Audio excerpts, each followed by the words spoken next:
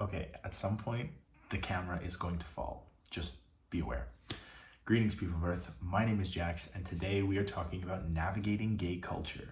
So, I want to preface this first by saying there are two ways to play this whole game, and because it is a game, some people will tell you it's not a game. It's a game. Everybody's playing it. The two ways you can play are you can choose not to play and do your own thing, like what you like, wear what you want to wear, act the way you want to act, and just not care about the whole system, the whole group of gay men. Like, don't engage, don't care, do your own thing. You will find happiness. You will find people that you want to associate with. That is a great and awesome and very solid way to play this game by not playing it at all. The second half is what I'm going to spend most of the video talking about.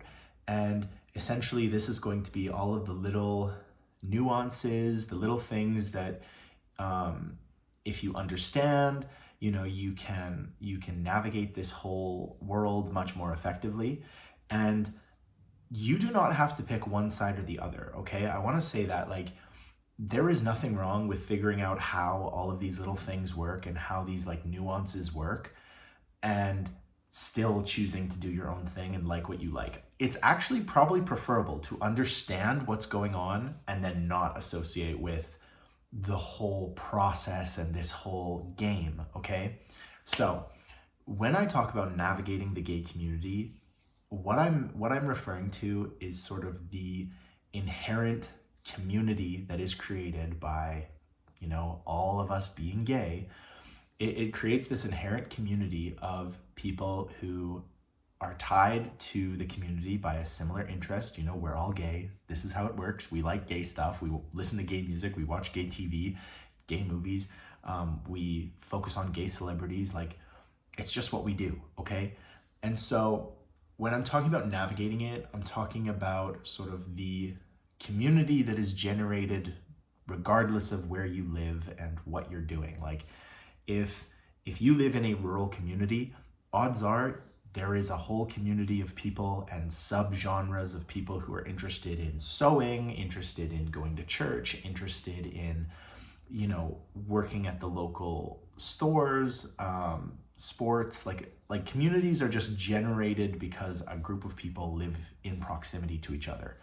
And if you are interested in better understanding the way that the gay community kind of works, because a lot of it is very prevalent online, as a result of, being gay, you don't exactly have the same,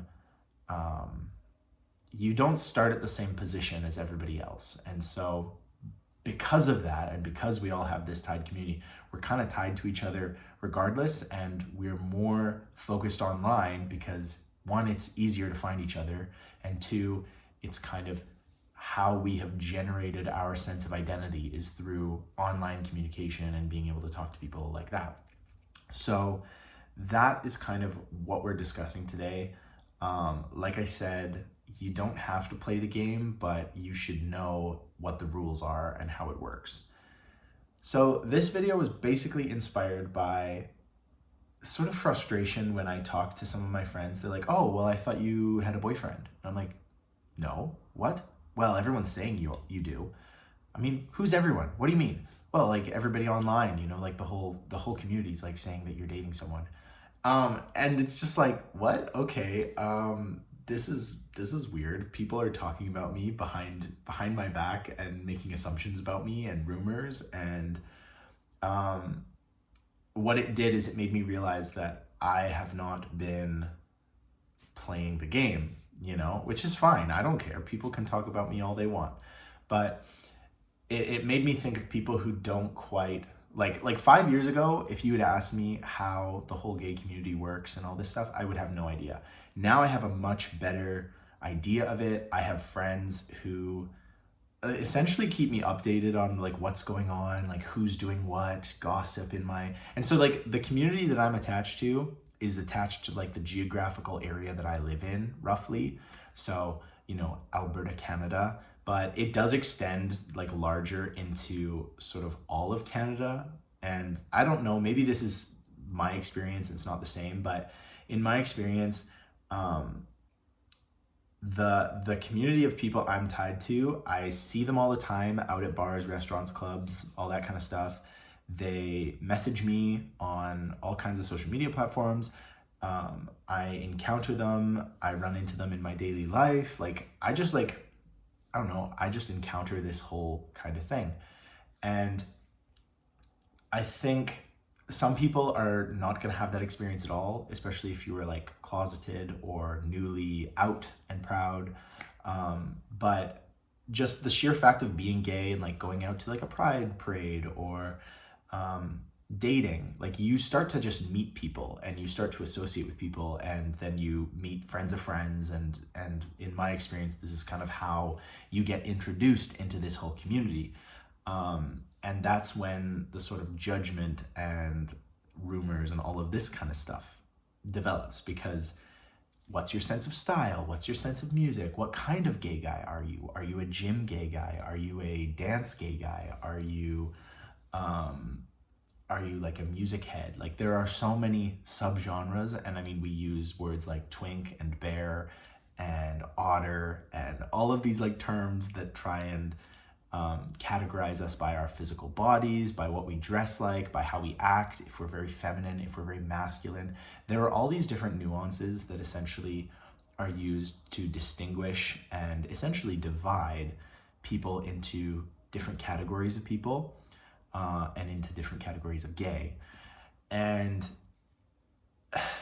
again, you don't have to play the game, but you should at least know the rules. And if you don't know, if you were a gay person and you do not know what a twink is, carefully Google it and just educate yourself, because it's 2023 and if almost 2024.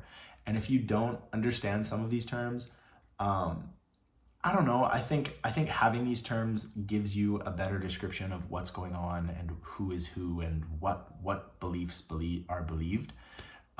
Never generalize or stigmatize or be prejudiced, but I do think that understanding some of these things are very helpful. Okay, so when you are navigating this whole scene, I think one of the best general rules is just to never gossip. I don't like gossip. People gossip, and it is high school stuff. It is annoying. It hurts people. It's bullying. It's just not appropriate. And so if you know something about somebody and you're with a group of people, you don't need to be the one that tells everybody what's going on. The gossip mill is just fine without you carrying into it. So that's one of the major rules that I sort of subscribe to in navigating the gay community is do not gossip. Do not mindlessly continue the cycle of drama, because you don't need to. Another rule is just treat people with kindness. The absolute best thing that can happen to you in the gay community is that you get a reputation for being a positive, kind, caring human being. That is honestly one of the greatest things. One of the greatest things that you can ever do is you go on a date with somebody, or you go out and hang out with somebody, and they say oh my gosh, yeah, everybody talks so nice about you, or yeah, everyone says you're so kind. Because let me tell you, if you are a new person to gay dating and stuff, you will go on dates with so many people who have been on dates with other people that you will then go on dates with. I cannot stress this enough. The gay community is small. You guys might think that it's huge and it's full of millions of people. And while that's true, in your community, I don't care if you live in New York City or if you live in Alabama or Arkansas, the gay community is small. We all talk to each other. We all know who we are. We all know each other. And your reputation actually matters. Again, you don't have to play the game, but in all honesty, I have been on so many different interactions, social interactions, whatever you want to call them, with people. And at the end of the date or the hangout or going out to clubs and stuff, at the end they'll be oh my gosh, yeah, this person said you were like this and that was totally accurate, or that was totally wrong. And you really develop some kind of reputation. And so just like if you were living in a small town, you want to try and, uphold a good reputation. People will often know you because they know your parents or they know your grandparents or whatever. It's the same kind of concept in any community. And like this, the things I'm saying really can apply to anything. I'm just talking about the gay community because I myself am gay, and I wanted to talk about them. But in all honesty, these things apply to literally every community you want to shake a stick at. So I don't know, just try and be upstanding, try and be polite, and don't gossip, don't put people down, don't bully, don't do these things, because navigating this whole thing is already hard enough if you're just, if you've just got a good reputation. I like to think that I've never really hurt anybody, or I've never bullied or done any of these things, and yet people still talk about me all the time, and they're like, oh my gosh, that Jax guy, like, he's such a narcissist, he's such a this, he's such a that. And who knows, maybe that's true, maybe, I don't know. Like, I do social media, so that might not be inaccurate, but I just think navigating any kind of community like this takes a little bit of nuance and treading carefully. I know lots of guys who don't associate with the community at all.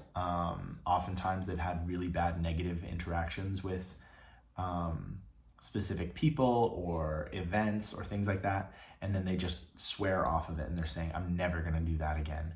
And they live very happy lives, but they're also single for a long time, and that doesn't really matter. If you're single, that's totally fine. It's just kind of a fact, is that if you're not actively engaging in this stuff, I don't know how you're going to meet somebody. And I don't know, maybe just go to similar interests. If you're a big volleyball person, go to volleyball and then try to meet your husband there.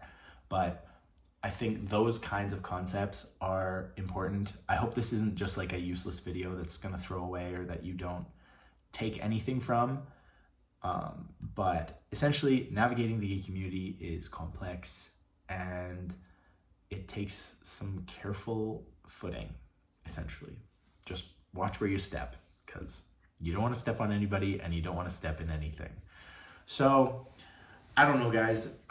Definitely leave your comments or questions. I feel like this video is it's very broad in what it's saying, basically, but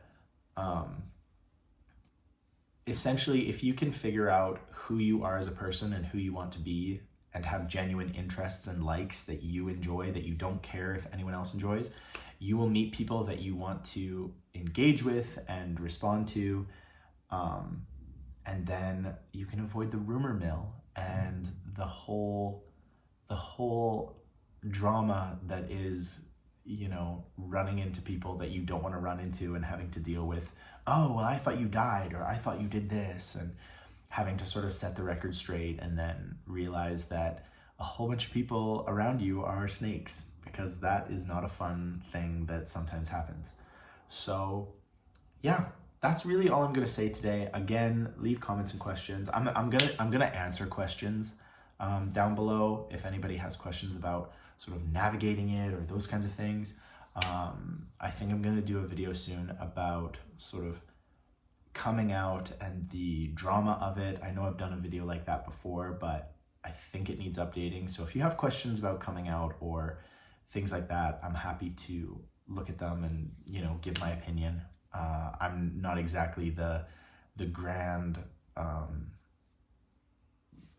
person to be able to answer all of these things flawlessly, but I have experiences, and I'm here to listen. So thank you guys for watching, and as always, I will talk to you guys tomorrow.